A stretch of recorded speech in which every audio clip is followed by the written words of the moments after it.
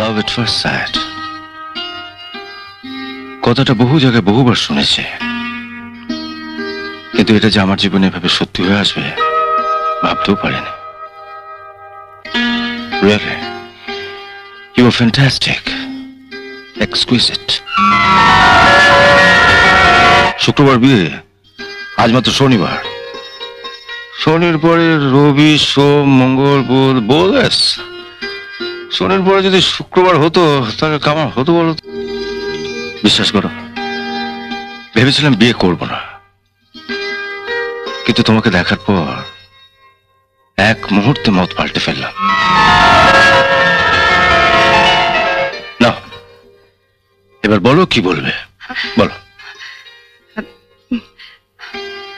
আপনি আপনি আমাকে ভুল বুঝবেন না তো? আমি যাতে তোমায় ভুল বুঝি তার জন্য তো কাল অনেক চেষ্টা করেছিলে। ভুল বোঝার হলে কালই তোমায় ভুল বুঝতাম।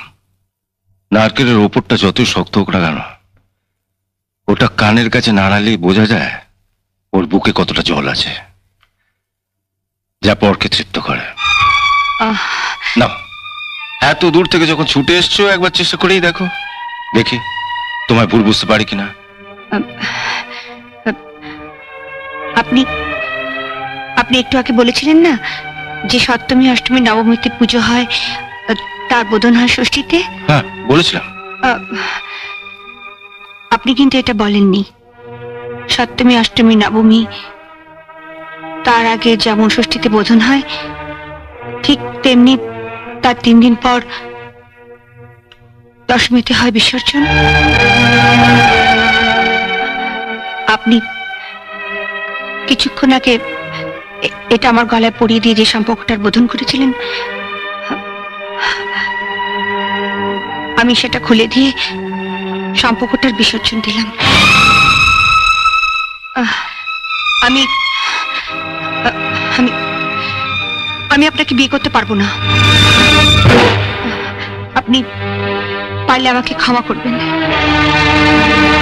কিছু যদি না মনে করো, আমার অপরাধটা কি জানতে পারি? ছি ছি ছি, এ আপনি কি বলছেন? আপনার মতন মানুষ কি কোনো অপরাধ করতে পারে? অপরাধ করেছি আমি, অপরাধ করেছি মা, বাবা, দাদা, বৌদিদের কাছে একটা সত্য গোপন করে। অনেক বছর ধরে আমি আমাদের পাড়ারই একটি ছেলেকে ভালোবাসি। সেই কথাটাই ওদের বলবো বলবো করেও বলে উঠতে পারিনি। কেন বলতে পারো না? ভয়, লজ্জায়। কারণ আমি যাকে ভালোবাসি সে শিক্ষিত হলেও কোনো চাকরি বাকরি করে না। আচ্ছা, আপনিই বলুন না, যাকে এতদিন ধরে মন প্রাণ দিয়ে ভালোবেসে এসেছি, যার মঙ্গল কামনায় প্রতি শিবরাত্রিতে শিবের মাথায় জল ঢেলে এসেছি, আজ সে বেকার বলে তাকে দূরে সরিয়ে দিয়ে শুধুমাত্র টাকার জন্য আপনাকে আমার বিয়ে করা কি উচিত হবে?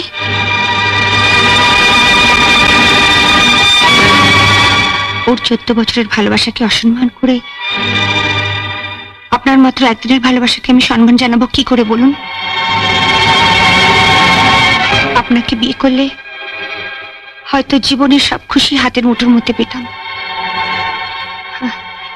কিন্তু আপনি বলুন না, একসঙ্গে মুঠো ভর্তি ঐশ্বর্য আর বুক ভরা কান্না নিয়ে একটা মেয়ে কি করে জীবনের বাকি পথটা চলবে?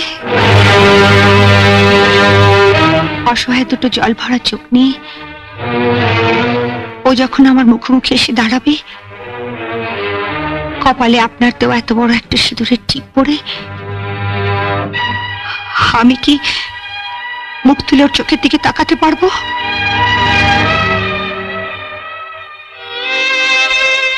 আপনার মতন একজন মানুষের স্ত্রী হয়ে একটা সাধারণ গ্রামের ছেলের কাছে আমাকে যদি সারাটা জীবন মাথা নিচু করে থাকতে হয়, তাতে কি আমার স্বামী হিসেবে আপনার সম্মান বাড়বে?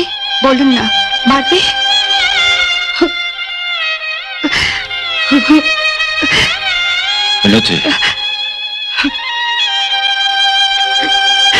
কাল প্রথম দেখাতেই তোমাকে আমার ভালো লেগেছিল, তারপর ভালোবাসতে শুরু করলাম, অনেক স্বপ্ন দেখতে শুরু করলাম তোমাকে নিয়ে।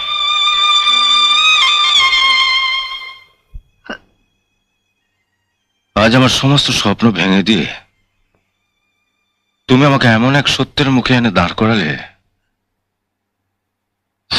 যেখানে দাঁড়িয়ে তোমাকে শ্রদ্ধা জানানো ছাড়া আমার আর কিছুই বলার নেই। কাল চেয়েছিলাম তুমি সুখী হও, আজও চাইছি তুমি সুখী হও। যতদিন বেঁচে থাকবো আমি চাইবো তুমি সুখী হও।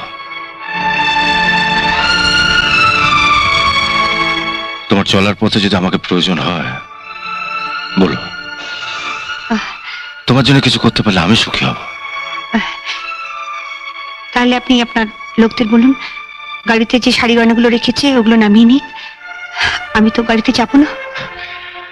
আমাকে বিয়ে করতে তোমার আপত্তি থাকতে পারে, কিন্তু আমি যদি তোমায় কিছু উপহার দিই। আপনার কাছে ওগুলো উপহার হতে পারে, কিন্তু আমার কাছে ওগুলো আপনার আশীর্বাদ।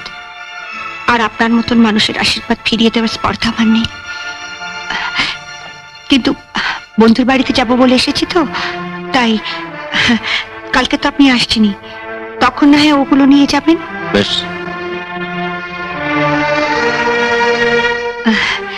ও আরেকটা কথা, আমি যে আপনাকে বিয়ে করতে চাইছি না, এটা জানতে পারলে বাবা মা বড় দুঃখ পাবেন।